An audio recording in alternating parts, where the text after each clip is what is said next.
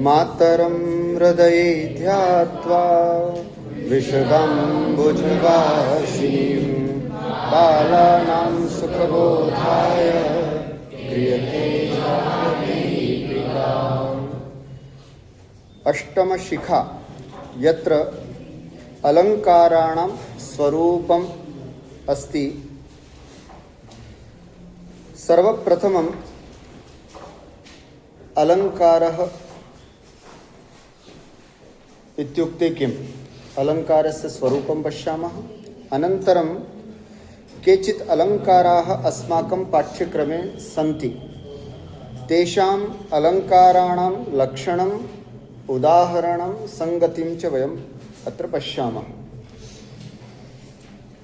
अलंकाराणाम् अयं विषयः अतीव महत्वपूर्णः अस्ति। ये छात्राः प्रथम, द्वितीय, तृतीय श्रेण्याः सिद्धतां कुर्वन्ति, फर्स्ट, सेकंड, थर्ड ग्रेड की तैयारी कर रहे हैं, उनके लिए यह टॉपिक बहुत महत्वपूर्ण है। तत्रापि अलंकाराः सन्ति।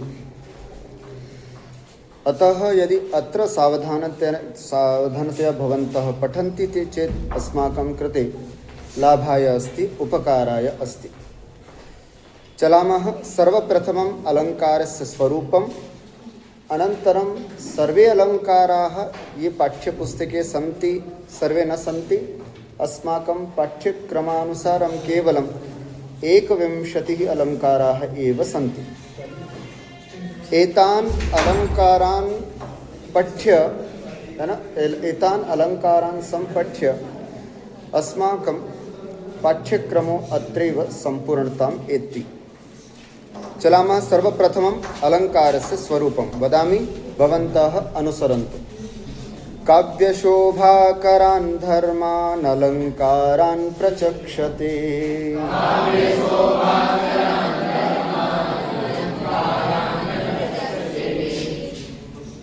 काव्यशोभाकरान्, काव्य की शोभा को करने वाले धर्मान, धर्म को अलंकारान प्रचक्षते, अलंकार कहते हैं। काव्य की शोभा, उसको काव्य की शोभा अर्थात काव्य में चमत्कार उत्पन्न करने वाला, काव्य में आनंद प्रदान करने वाला जो धर्म है, उस धर्म को हम अलंकार कहते हैं। अर्थात काव्यों की सुंदरता जिनसे आती है वो अलंकार कहलाते हैं। जैसे कोई सुंदरी बिना अलंकारों के उतनी सुंदर नहीं होती है जितना अलंकारों के होने पर सुंदर होती है ना।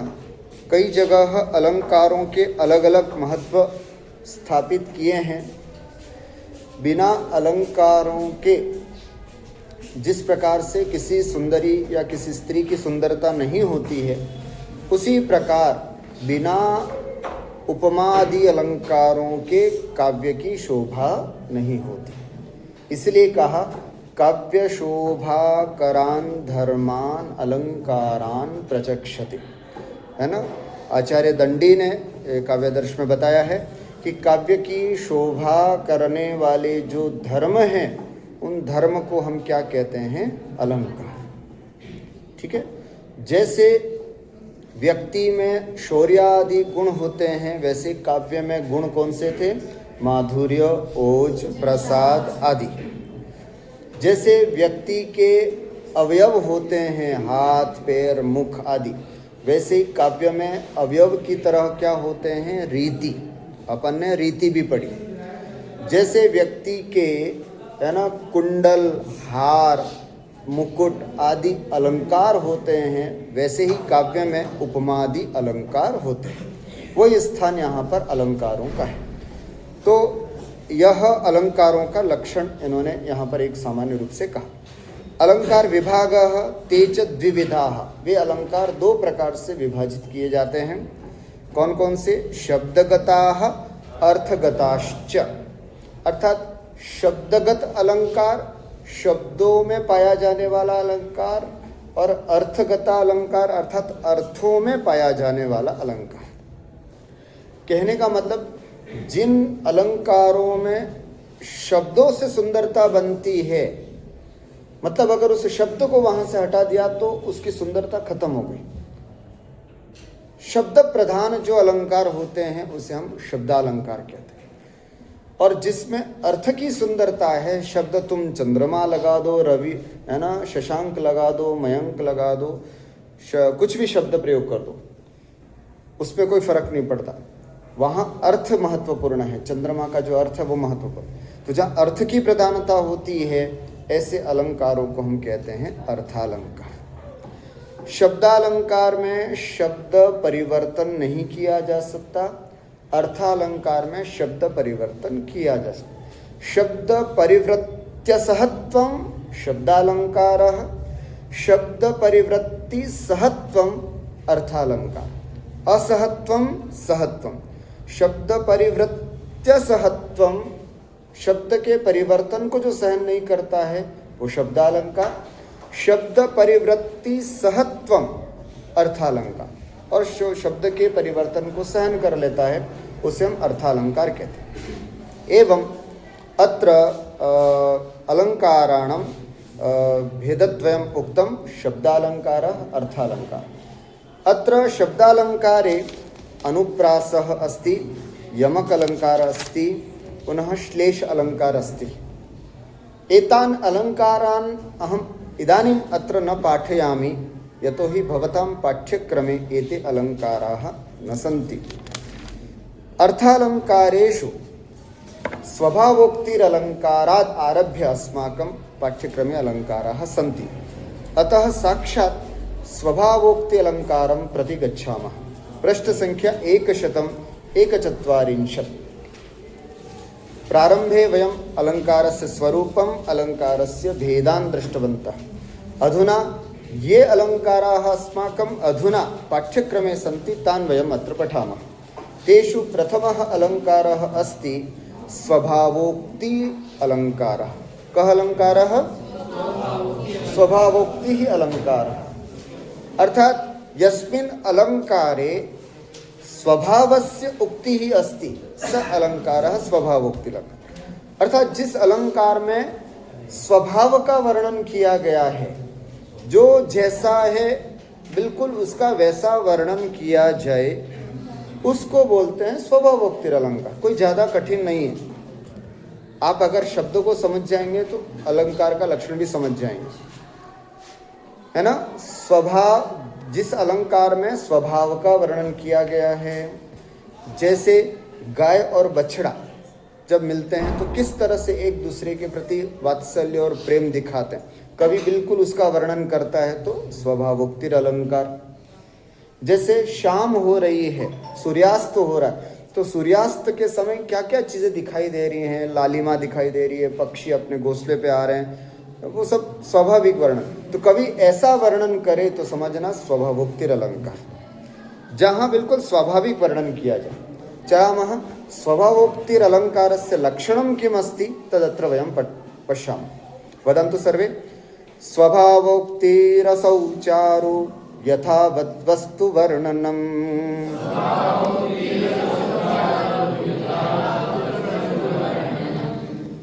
स्वभावोक्ति संधि विच्छेद। स्वभावोक्ति असौ, असौ स्वभावोक्ति। यह स्वभावोक्ति होता है जहाँ चारु दो बातें होती है इसमें। एक तो कैसा वर्णन होना चाहिए? चारु, चारु नाम सुंदर। चारु वर्णनम अर्थात सुंदर वर्णन हो। सुंदर का मतलब है चमत्कृतिजन्यम जनकम, चमत्कार उत्पन्न करने वाला हो, अर्थात आनंददायक वर्णन होना चाहिए, है ना। एक तो ये, और दूसरा यथावत वस्तु वर्णनम, बिल्कुल जो चीज जैसी है वैसा ही वर्णन किया जाता है इसमें, लेकिन वर्णन करने का तरीका इतना सुंदर होता है कि सबको भा जाता है, सबको अच्छा लगता है। बस ऐसा अलंकार जो होता है उसे हम कहते हैं स्वभावोक्ति अलंकार। स्पष्टम। दो बड़ी बातें हैं इस अलंकार की। एक तो यथावत वस्तु वर्णनम, अर्थात वस्तु नाम कथा वस्तु जैसी है उसका वैसा वर्णन किया जाए, और दूसरा है वर्णन भी कैसा होना चाहिए, चारु होना चाहिए। चारु का मतलब है सुंदर, चमत्कार जनक होना चाहिए। ऐसा जो अलंकार होता है उसको हम बोलते हैं स्वभावोक्तिर अलंकार। एक बार लक्षण, स्वभावोक्ति रसौ चारु यथावत वस्तु वर्णनम। बोलिए,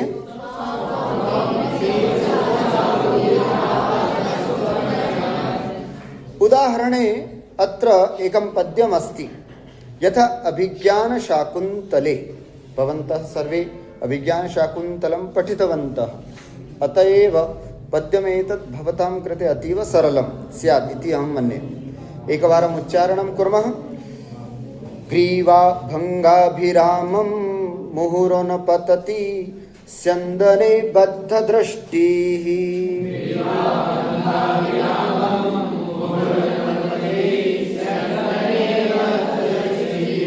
पश्चार्धेन प्रविष्टः शरपतनभयात् भूयसा पूर्वकायम्।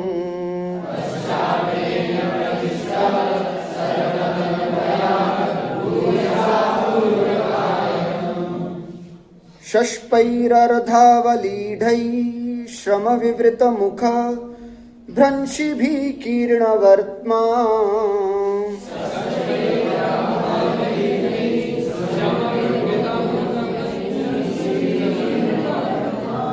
पश्योदग्रप्लुतत्वात् वियति बहुतरं स्तोकमुर्व्यं प्रयाति।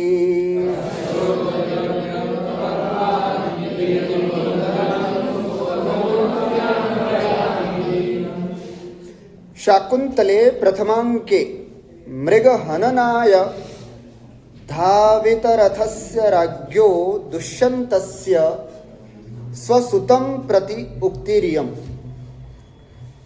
अभिज्ञान शाकुंतलम के प्रथम अंक में मृग हननाय, एक मृग को मारने के लिए, धावित रथस्य राज्ञः, दौड़ते हुए रथ पर बैठा हुआ राजा दुष्यंत का, स्वसूतम प्रति, अपने सूत नाम सारथी, अपने सारथी के प्रति यह उक्ति है।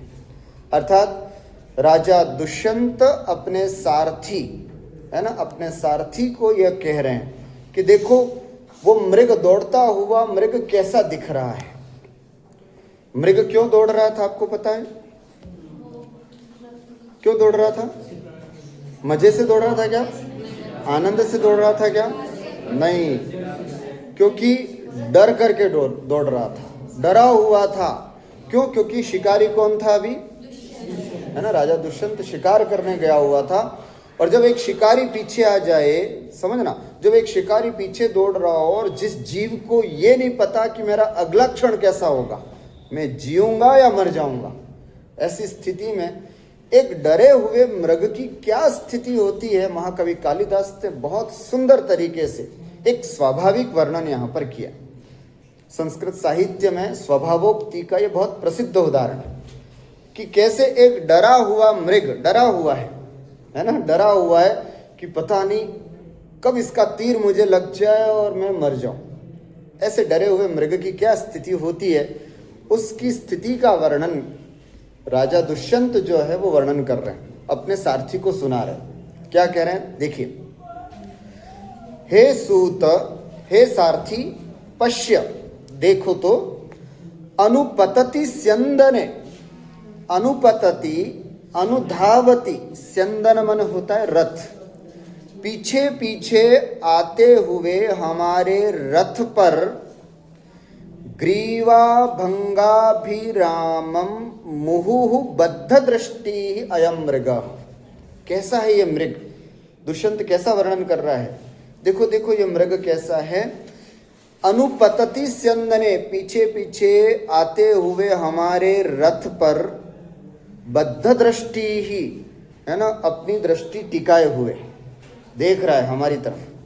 कैसा? ग्रीवा भंगाभिरामम, है ना, ग्रीवा, ग्रीवा समझते हो क्या? गर्दन, है ना। तो ग्रीवा जैसे ये है ना, ये ऐसे चल रहा है, और अब जैसे पीछे तो ऐसे घूम करके देख रहा है ना, ऐसे पीछे करके मुंह करके बार बार देख रहा है। तो ग्रीवा भंगाभिरामम, अभिरामम ना में सुंदरम, बहुत सुंदर लग रहा है, ऐसा घुमा हुआ, हल्का सा घुमा हुआ, ऐसी स्थिति में ग्रीवा भंगाभिरामम। और मुहुहु, एक बार दो बार भी नहीं, बार बार, मुहु माने पुनः पुनः, बद्ध दृष्टि है ना, मतलब उसकी दृष्टि गाड़े हुए, किस पर है ना, हमारे स्यंदन पर, हमारे रथ पर, डरा हुआ कि पता नहीं, मतलब हमारे रथ पर देख रहा, मतलब हमको देख रहा है, हमको देख रहा, मतलब इसका तीर जैसी लगे मैं इधर उधर हो जाऊं और मैं बच जाऊं, इसलिए बार बार उसकी नजरें हमारी तरफ गड़ी हुई हैं। एक बात। दूसरा वर्णन कर रहे हैं, पश्चार्धेन प्रविष्टः शरपतन पयात् भूयसा पूर्व कायम। और क्या कह रहे हैं कि शर पतन भयात, शर माने क्या होता है, बाण, पतन माने लगने के, भय माने डर से, बाण लगने के डर से, पश्चार्धेन भूयसा पूर्व कायम प्रविष्ट। ओह, क्या समझे है ना, शरपतन भयात पश्चार्धेन भूयसा पूर्वकायम प्रविष्ट। कौन सा शरीर किसमें प्रवेश हुआ? हाँ, जैसे ये मैंने बताया, ये पूरा मृग है, ऐसे चार, दो पैर ऐसे, तो पश्चात, ये इसका पश्चार्ध है और ये इसका पूर्वार्ध है। तो जब ऐसे हो गया ना, तो ऐसे, तो ये पश्चार्ध जो है ऐसा लग रहा है कि पूर्व में प्रविष्ट हो गया, है ना। पश्चार्धेन प्रविष्टः, शरपतन भयात से उसका शरीर का पिछला भाग ऐसा लग रहा है मानो उसके पूर्व भाग में प्रवेश कर गया हो, तो इसलिए यहाँ पर शरपतन भयात पश्चार्धेन भूयसा अत्यधिकम, है ना, पूर्व कायम, अपने शरीर के पूर्व भाग में मानो प्रविष्ट, है ना, प्रवेश कर गया हो, मतलब शरीर को उसने बिल्कुल ऐसे करके संकुचित कर लिया, मोड़ दिया, मतलब पिछले वाला पूरा भाग उसने अपने आगे वाले में समेट लिया हो। स्वाभाविक वर्णन है, बिल्कुल। अस्तु। तीसरा, शष्पैरर्धावलीढै श्रम विवृत मुख भ्रंशिभि कीर्ण वर्त्मा। और यह मृग कैसा है, जिसके मार्ग पर बिखरा हुआ है क्या, शष्प, शष्प माने क्या होता है, घास, तीन का घास। वो मृग क्या कर रहा था आपको पता है, घास खा रहा था कहीं बेचारा, और जैसे उसको पता चला कि रथ आ रहा है, कोई शिकारी आया है बाण लेकर के, तो आधा अधूरा खा करके तुरंत वो दौड़ पाए। तो जैसे वो दौड़ा तो उसके मार्ग पर मुंह से गिर रहा है क्या, वो घास गिर रही है। तो वही शष्पैर अर्धावलीढैः शष्पै, वो घास भी कैसी है, आधी अधूरी चबाई हुई है, पूरी भी नहीं चबा पाया, थोड़ा सा खाना ही बैठा था कि इतने में वो आ गया। तो अर्धावलीढैः शष्पैः। और मुंह से क्यों गिर रही है उसकी घास, क्योंकि उसका मुख जो है वो श्रम विवृत, श्रम के कारण विवृत हो गया है, खुल गया, मतलब हाँफ रहा है ना, दौड़ दौड़ करके हाँफ रहा है, तो उसके हाँफने से मुख खुल गया, और मुख के खुलने से मुख में चबाई जाने वाली जो घास थी वो क्या हो गई, गिर रही है। तो ऐसा उसका भ्रंश भी ही है ना, शष्पैः श्रम विवृत मुख भ्रंशि भी ही अर्धावलीढैः शष्पैः कीर्णवर्त्माः, अर्थात अत्यंत परिश्रम से खुले मुख से गिरी हुई, आधी अधूरी चबाई हुई घास से व्याप्त है मार्ग जिसका, ऐसा यह मृग, देखो तो सही, पश्य उदग्र प्लुतत्वात्, बहुत ऊंची ऊंची छलांग लगाने से, वियति बहुतरम, ऐसा लग रहा है कि ये वियति माने आकाश में तो ज्यादा है, ऊर्व्याम स्तोकम, पृथ्वी पर कम है, इति प्रयाति, ऐसा करके यह दौड़ रहा है। बिल्कुल स्वाभाविक वर्णन, जिस जीव के पीछे कोई शिकारी पड़ा हो तो वो जीव अपनी जान बचाने के लिए ऐसे ही दौड़ता है, मतलब इतना तेज दौड़ रहा है कि जमीन पर तो पैर कम, हवा में उड़ता हुआ ये ज्यादा लग रहा है, ऐसा एक स्वाभाविक वर्णन यहां पर किया है। तो भीत मृग स्वभाव वर्णनात्, डरे हुए मृग के स्वभाव का वर्णन करने से अत्र कः अलंकारः अस्ति, स्वभावोक्तिर अलंकारः अस्ति। यथा वा के करके इसमें और भी बता रहे हैं। ये तो मैंने अभिज्ञान शाकुंतलम के प्रथम अंक का उदाहरण दिया। अगर आप चाहो तो और भी अंक से वर्णन ले सकते हैं। जैसे तत्रैव पंचमंकादौ कंचुकिनो जरावर्णनम, तत्रैव नाम अभिज्ञान शाकुंतले एव पंचमंकादौ, पंचम अंक के आदि में कंचुकिनो जरावर्णम, कंचुकी जो है उसके बुढ़ापे का वर्णन है ना। आचार इत्यवहितेन मया गृहीता इत्यादि श्लोक है, उसमें भी स्वभावोक्तिर अलंकार झलकता है। तत्रैव च, और उसी अभिज्ञान शाकुंतलम में सप्तम अंक में नृपशिशोः सिंह शावका स्कंदन विक्रांति वर्णनम है ना। नृपशिशोः राजा दुष्यंत का पुत्र कौन था, सर्वदमन। कौन था वो, सर्वदमन। सर्वदमन का सिंह के साथ खेलते हुए जो वर्णन है उसको भी स्वभावोक्तिर अलंकार में वर्णन किया है। ऐसे 2-3 उदाहरण इन्होंने दिए हैं। हमें एक ही उदाहरण याद रखना है परीक्षा की दृष्टि से, कौन सा, ग्रीवा भंगाभिराम। इस उदाहरण को ध्यान रखेंगे तो भी आपके लिए पर्याप्त है। अस्तु, एवं स्वभावोक्तिर अलंकारस्य अत्र लक्षणम अपि च उदाहरणम अस्माभिः ध्यातव्यम्। अधुना द्वितीयः अलंकारः अस्ति उपमा अलंकारः। सर्वप्रसिद्धः महाकवि कालिदासस्य प्रियः अलंकारः अस्ति उपमा अलंकारः। एतस्मादेव वदामः उपमा कालिदासस्य। आप लोग जानते हैं ना, उपमा कालिदासस्य भारवेरर्थ गौरवम दंडिनः पदलालित्यम माघे सन्ति त्रयो गुणाः इत्युक्ते कालिदासस्य उपमा अत्यंत प्रियः अस्ति। तर्हि उपमायाः स्वरूपं किम् अस्ति तदत्र पश्यामः। वदन्तु। प्रस्फुटं सुन्दरं साम्यमुपमेयत्य उपमेत्यभिधीयते।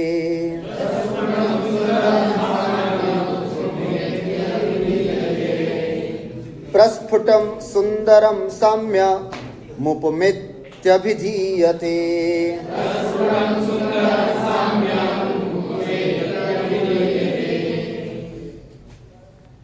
उपमा संधि विच्छेदम कुर्मः।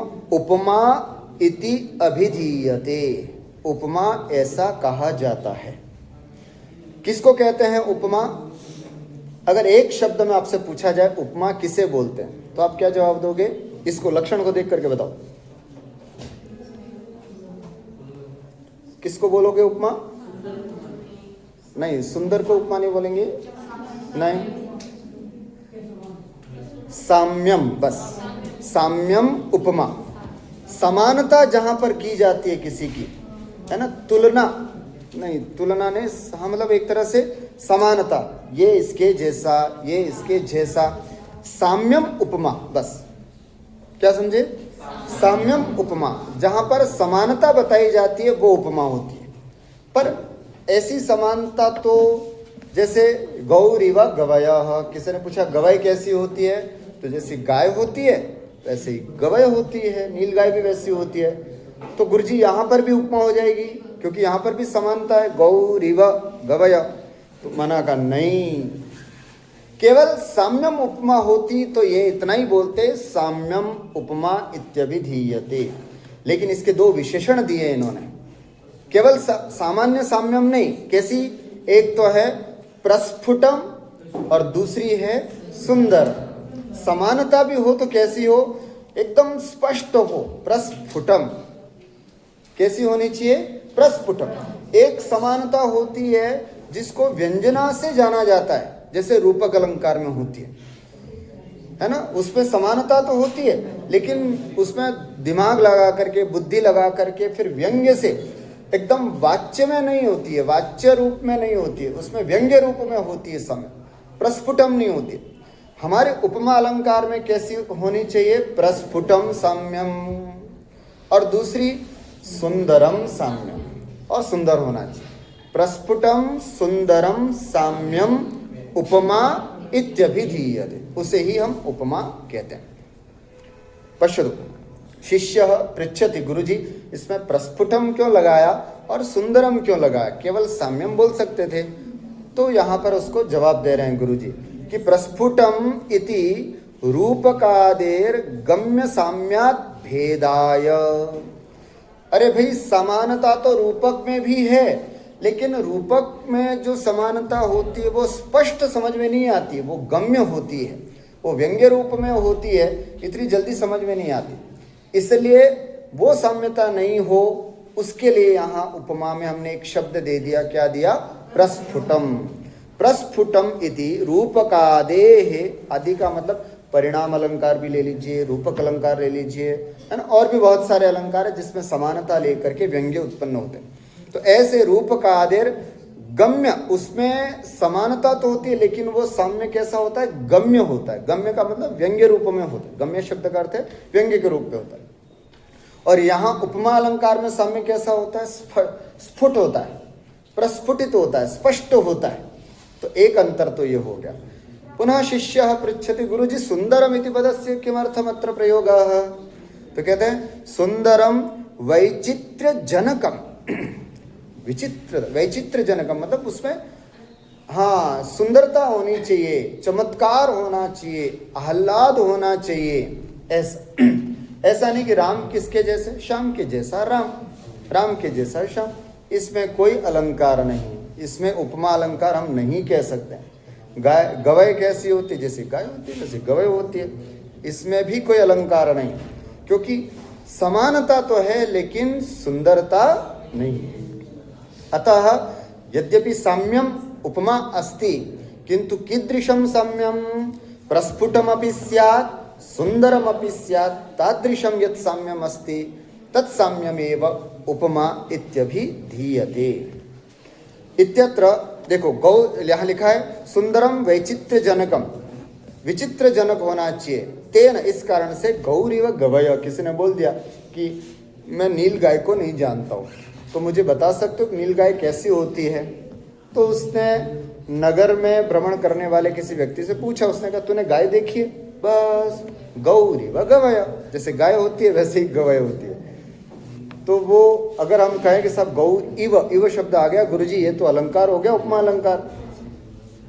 साम्यम तो अस्ति, बताओ साम्य है कि नहीं है? लेकिन क्या नहीं है यहाँ पर? सुंदरता नहीं, सौंदर्यता, सौंदर्यम नास्ति, चमत्कार नास्ति, वैचित्रता नास्ति, अतएव अत्र उपमा नास्ति, नायम अलंकार। इसलिए अलंकार न अयम अलंकार, यह अलंकार नहीं है।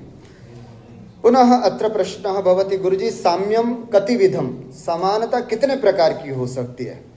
तो कहते हैं पहले तो साम्यम क्या होता है, साम्य किसे कहते हैं? तो साम्यम नाम सदृश्यम, सदृश्यपने को हम कहते हैं। साम्यम च, और ये साम्य जो है वो तीन प्रकार का होता है, त्रिविधम, क्रियागतम, गुणगतम, उभयगतम च इति, तीन प्रकार की समानता होती है। क्रमेण उदाहरणानि, तीनों उदाहरण यहाँ पर हम इसके देखते हैं। क्रियागत साम्यम, गुणगत साम्यम, उभयगतम मतलब क्रिया गुणोगत, है ना, क्रिया गुणगत साम्यम। क्रमेण उदाहरणानि तत्र क्रियागतम यथा, सबसे पहले क्रियागत साम्यता का उदाहरण यहाँ पर हम देखते हैं। पश्यन्तु, क्षणात् प्रबोधमायाति लंघ्यते तमसा पुनः,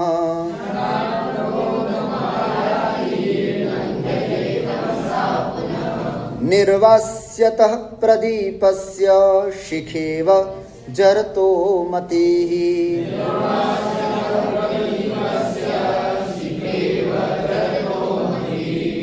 हाँ, किमस्ति अत्र? कस्य उदाहरणमस्ति? क्रियागत, है ना, क्रियागत साम्यम कीदृशमस्ति, कथमस्ति तदत्र उच्यते। क्षणात् प्रबोधमायाति, क्षण भर में तो प्रबोधता को प्राप्त हो जाता है ना, प्रबोध माने स्मृति को प्राप्त हो जाता है। और क्षणात् तमसा पुनः लंघ्यते, और क्षण भर में अंधकार छा जाता है। क्षण भर में प्रबोधता को, प्रकाश को प्राप्त हो जाता है, क्षण भर में अंधकार को प्राप्त हो जाता है। निर्वास्यतः प्रदीपस्य, ये किसकी स्थिति बता रहे हैं? है ना, निर्वास्यतः प्रदीपस्य शिखा, बूझते हुए दीपक की शिखा कैसी होती है ना, कभी तो बहुत भभकने लग जाएगी और कभी कभी उसमें कम, उसमें लो हो जाएगी। ठीक उसी प्रकार जरतो मति, जरतः नाम वृद्धस्य, वृद्ध पुरुषस्य मति ही, वृद्ध पुरुष की मति भी वैसी होती है कि उनको कभी कभी तो याद रहता है और कभी कभी अरे यार मैं भूल गया, मुझे याद ही नहीं आ रहा है, ऐसे करके भूल जाते हैं। तो देखो एक वृद्ध पुरुष की बुद्धि कैसी होती है, वैसे जैसे बूझते हुए दीपक की तरह, क्षणात् प्रबोधमायाति लंघ्यते तमसा पुनः, क्षण भर में जैसे दीपक होता है, क्षण भर में तो एकदम दीप्तमान हो जाता है और क्षण भर में वापस अंधकार से घिर जाता है, मतलब उसकी लो बिल्कुल कम हो जाती है।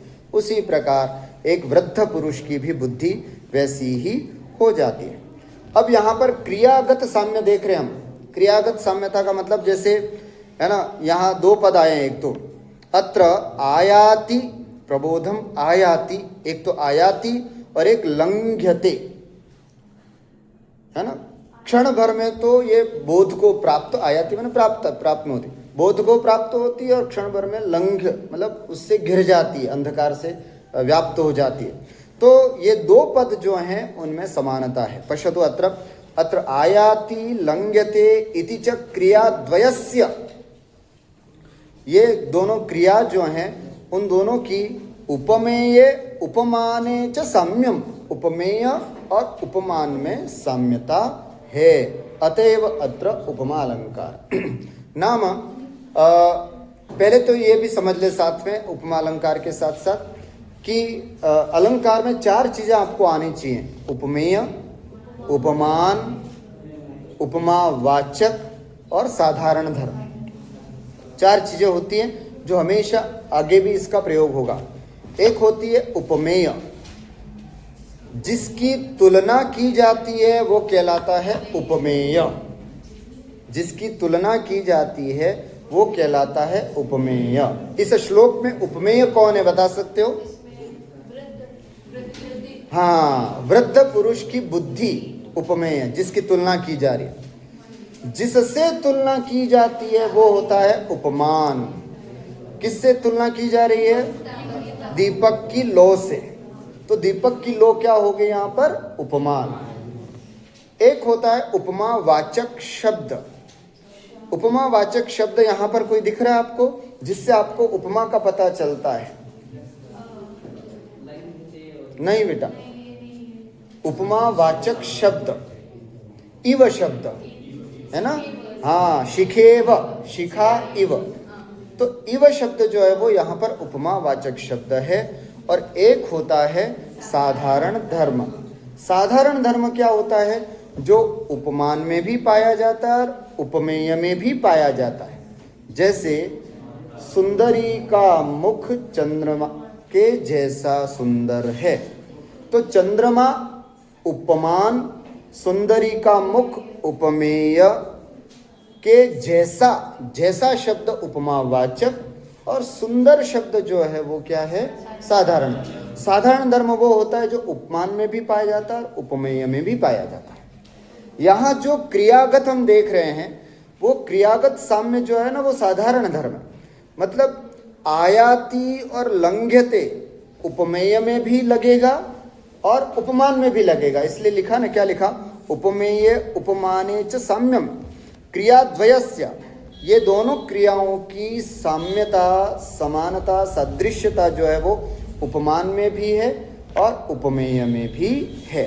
उपमान यहाँ पर है दीपक की लो और उपमेय यहाँ पर है वृद्ध पुरुष की बुद्धि। ठीक हुआ?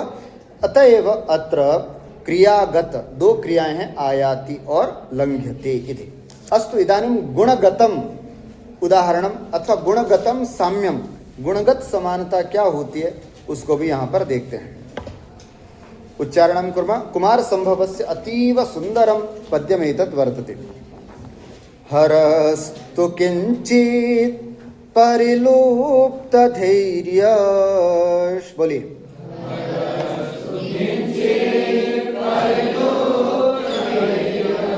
चंद्रोदयारंभ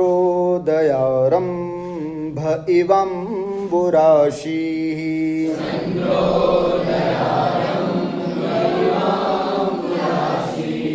उमा मुखे बिंबफलाधरोष्ठे,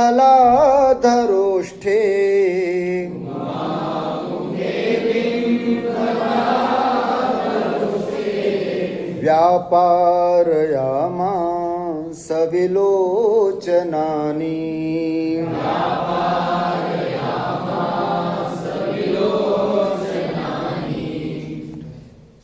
हरः, है ना, कुमार संभवे तृतीये वसंत प्राप्तौ अन्येषां चेष्टायां वर्णितायां हरस्य चेष्टा वर्णनम इदम। वसंत ऋतु आई है, सब अन्य लोगों की चेष्टाओं को बताने के बाद भगवान शिव अथवा हर की चेष्टाओं का वर्णन यहाँ पर कर रहे हैं कि भगवान शिव के ऊपर भी वसंत ऋतु का कैसे प्रभाव होता है, उसको यहाँ पर वर्णन कर रहे हैं। क्या कह रहे हैं? चंद्रोदयारंभे, चंद्रोदयारंभ, चंद्रोदय कब होता है? शाम को, है ना। चंद्रमा का उदय कब होता है? शाम को। चंद्रोदयारंभे अर्थात सायंकाले, अंबुराशि इव, इव आ गया उपमा अलंकार। अंबुराशि क्या होती है? समुद्र। अंबुराशि क्या होती है? समुद्र। समुद्र की तरह किंचित परिलुप्त धैर्य, है ना, किंचित नाम ईशत परिलुप्तम च्युतम धैर्यम यस्य तादृश। परिलुप्त धैर्य, आपको पता है चंद्रोदय होने पर समुद्र भी अपना धैर्य खो देता है। अर्थात शुक्ल पक्ष की जब रात होती है, जब चंद्रमा दिखता है, तो कहा जाता है कि समुद्र में भी बड़ी बड़ी लहरें उठने लग जाती हैं। जितने भी बड़ी बड़ी सुनामी आई हैं, उनके पीछे एक ही कारण है, उसकी शुरुआत हमेशा कहीं न कहीं शुक्ल पक्ष में ही हुई होती है। वो एक ऊंची लहर उठती है, वो इतनी धीरे धीरे सब ऊंची लहरों में बदल जाती है कि बाद में वो कहीं न कहीं सुनामी के रूप में परिवर्तित हो जाती है। तो समुद्र को चंद्रमा प्रिय है, तो जैसे चंद्रमा दिखता है तो वो उसको पाने के लिए मानो लालायित होता है, ऐसा कहा जाता है। तो जिस तरह समुद्र जैसा गंभीर धीर भी चंद्रमा को देख करके जैसे परिलुप्त धैर्य हो जाता है, अर्थात धैर्य खो बैठता है, उसी प्रकार यहाँ पर शिव भी अपना धैर्य खो बैठे हैं, ये बता रहे हैं। परिलुप्त धैर्य कह हरः, परिलुप्त धैर्य, ये गुण साम्यता पढ़ रहे अपन। एक गुण जो समुद्र में भी था अपने धैर्य को खोने का, और वही गुण शिव में भी है, इन्होंने भी अपना धैर्य खो दिया। समुद्र ने धैर्य क्यों खोया? चंद्रमा को देख करके। और शिव ने अपना धैर्य क्यों खोया, वो अब आगे दूसरी पंक्ति में पढ़ेंगे, है ना। क्या? शिव ने अपना उमा मुखे बिंब फलाधरोष्ठे व्यापारयामास विलोचनानि, अर्थात बिंब फलाधरोष्ठे उमा मुखे। बिंब फल, बिंब फल एक फल होता है लाल कलर का, है ना, होठों के आकार का होता है और लाल होता है। तो साहित्य में प्रायः सुंदर होठों की उपमा बिंब फल से दी जाती है कि उसके होठ बिंब फल के जैसे हैं, ऐसा कहा जाता है। तो वही यहाँ पर बता रहे हैं कि बिंब फलाधरोष्ठे, बिंब फल की तरह अधरोष्ठ जिसके हैं, ऐसे उमा मुखे, है ना, उमा के मुख पर, पार्वती के मुख पर विलोचनानि व्यापारयामास, अर्थात अपने आँखों से व्यापार किया, अर्थात उसको देखा। क्या समझे? है ना। वसंत ऋतु आई और वसंत ऋतु में सबके चेष्टाओं का वर्णन किया, भगवान शिव की भी चेष्टाओं का वर्णन किया। और भगवान शिव ने क्या किया? भगवान शिव ने पार्वती की तरफ देखा, पार्वती को गौर से देखा और पार्वती के भी होठों को देखा, सुंदर होठों को देखा। और इसलिए यहाँ पर शब्द लिखा है व्यापारयामास विलोचनानि, अर्थात शिव भी कहीं न कहीं अपने धैर्य खो चुके थे और अब मानो पार्वती का चुम्बन लेने के लिए घोर से पार्वती के होठों को देख रहे थे। तो ये जो चीज यहाँ पर बताई, इसमें साम्यता क्या है, उपमा क्या है? यहाँ पर परिलुप्त धैर्य, जिस प्रकार से समुद्र अपना धैर्य खो करके चंद्रमा को प्राप्त करने की इच्छा करता है, इसी तरह अत्यंत धैर्यवान शिव भी वसंत ऋतु का इतना प्रभाव हुआ कि वो भी पार्वती के प्रति, है ना, मोहित हो चुके हैं। वो भी पार्वती को अपना बनाना चाहते हैं, पार्वती के साथ रमण करना चाहते हैं। ये परिलुप्त धैर्य नाम का जो गुण है वो यहाँ से प्रतीत होता है। तो वही यहाँ पर दिखा है, अत्र परिलुप्त धैर्यत्वम गुण। ये परिलुप्त नाम का जो धैर्य खो जाना, अधीर हो जाना, समुद्र भी अधीर हो गया, शिव भी अधीर हो गए। तो ये जो अधीरता का गुण है, उभयत्रापि समान, दोनों में समान है, उपमान में भी है और उपमेय में भी है, इसलिए ये गुणगत जानना चाहिए। एक और है अंतिम, उभयगतम यथा, दोनों, है ना, अर्थात इसमें क्रिया भी मिलेगी आपको, गुण भी मिलेगा। ऐसा एक अंतिम उदाहरण और देख लेते हैं। स्नपयति हृदयेशम स्नेह निश्यंदिनी ते, बोलिए।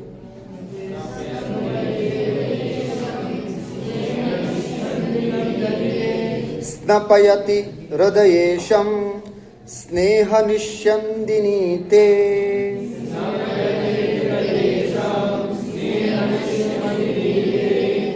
धवल बहल मुग्धा दुग्ध कुल्येव दृष्टिः।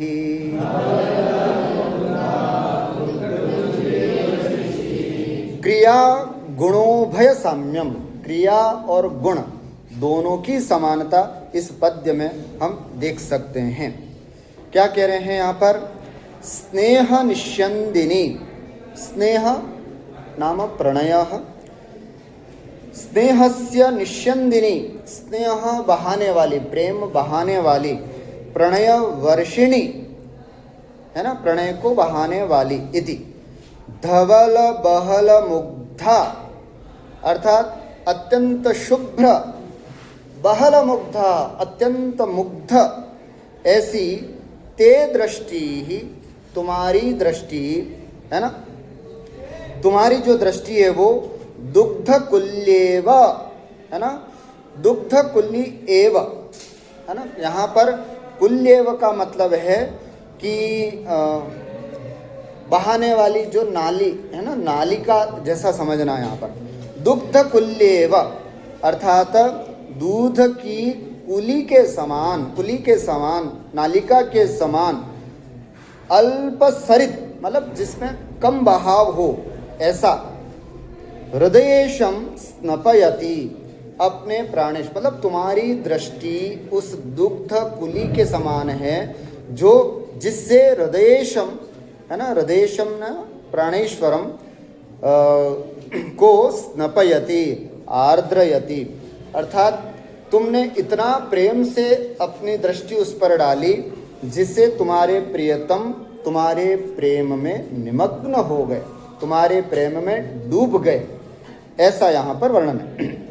कैसे उभयगत है यहाँ पर?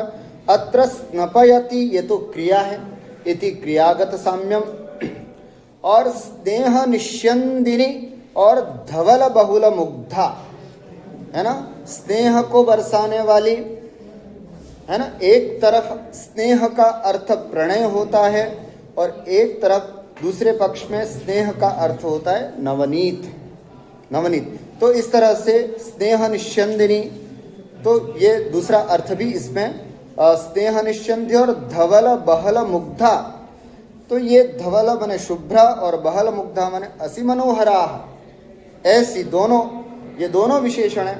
एक तो स्नेह निश्यंदिनी और धवल बहल मुग्धा, ये तो गुण साम्यता है, और स्नपयति ये क्रिया साम्यता प्रकट करता है। इस प्रकार से तीन प्रकार की उपमा बताई। क्रियागत उपमा अथवा क्रियागत साम्यम उपमा भी तीन मतलब समानता तीन प्रकार की होने से उपमा भी तीन प्रकार की हो गई, क्रियागतम साम्यम, गुणगतम साम्यम, क्रिया गुणगत साम्यम। इस तरह से उपमा अलंकार यहाँ पर तीन प्रकार के बताए और स्वभावोक्तिर अलंकार एक ही प्रकार का हुआ। और जो अलंकार हैं है ना, उसके बारे में हम आगे की कक्षा में पढ़ेंगे। आज दो अलंकार हैं, कोशिश करें इन दोनों अलंकारों के लक्षण और उदाहरण आप लोग कंठस्थ करते चलें साथ साथ में, तो परीक्षा के लिए ज़्यादा एक साथ भार नहीं पड़ेगा।